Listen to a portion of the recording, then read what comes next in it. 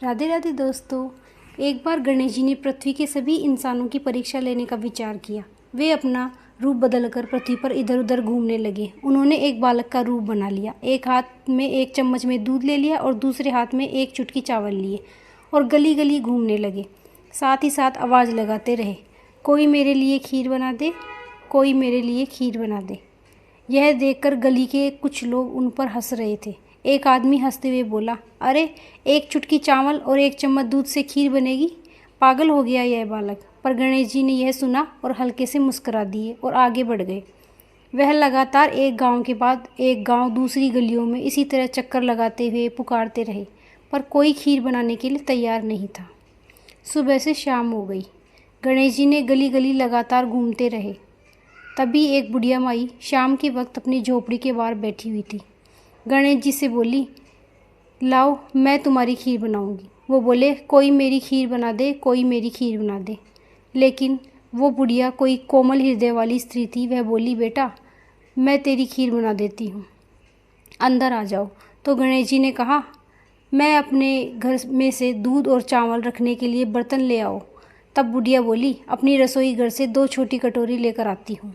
तब गणेश जी ने कहा, अपनी रसोई में से कोई बड़ा सा बर्तन लेकर आओ। तो बुढ़िया बोली, मैं जाती हूँ। अपनी रसोई में मौजूद सबसे बड़ा बर्तन और कुछ छोटी कटोरियाँ लेकर आती है। गणेश जी ने चम्मच में से दूध पतीले में उड़ेलना शुरू किया।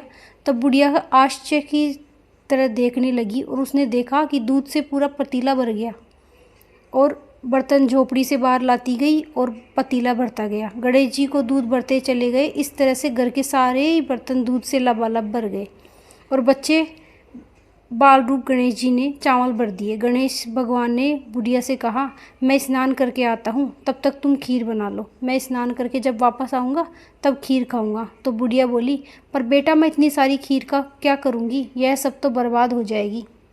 गणेश जी ने उससे कहा, क्यों ना अब आप सारे गांव को ही दावत दे दो। तो बुढ़िया खुश होकर बोली, हाँ बेटा यह तो बहुत अच्छी बात कही तुमने, मैं ऐसा ही करती हूँ।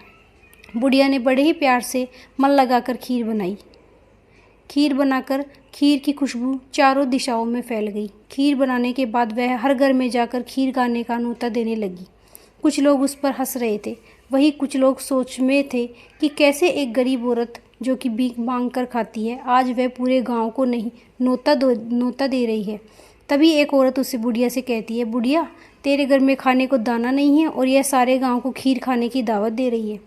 बुढ़िया हल्का सा हंसी और आगे चल दी। लोगों का माहौल जमा हो गया और खीर की खुशबू से लोग खींचे चले आए। जब बुढ़िया की बहू को दावत की बात मालूम हुई तब वह अपने बेटे बेटियों को लेकर सबके वहाँ पहुँच गई। बुढ़िया ने जब अपने पोते पोतियों को देखा तो उसकी आंखें नम हो गई और वो सभी बच्चे खीर खाने की जिद करने लगे। उसने सबको खीर बाहर जाकर बैठ गई। तभी उसकी बहू रसोई में जाती है।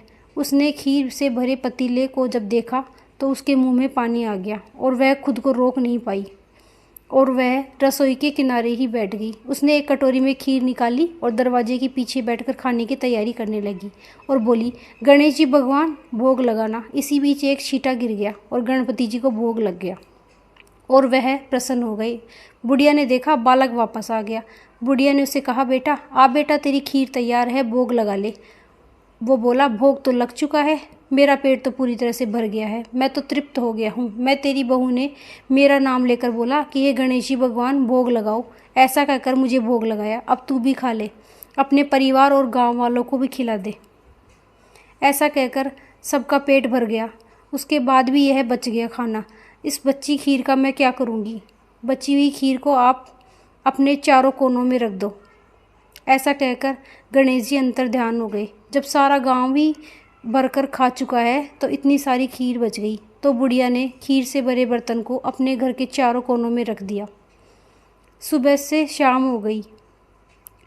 शाम से सुबह हुई तब उसने देखा खीर वाले पतीलों में खीर के स्थान पर सोने, हीरे, जवाहरात, मोती भर गई। बुढ़िया बोली, एक समय था जब मेरे बेटे बहू ने मुझे घर से निकाल दिया था, तब मैं भीख मांगकर अपना जीवन गुजार रही थी, पर आज मैं बहुत खुश हूँ। मेरी सारी दरिद्रता दूर हो गई और अब मैं आराम से रहूँगी।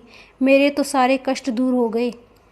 हे गणेश जी भगवान, जैसी मजबूरी को आपने सब कुछ दिया वैसे ही सबको देना।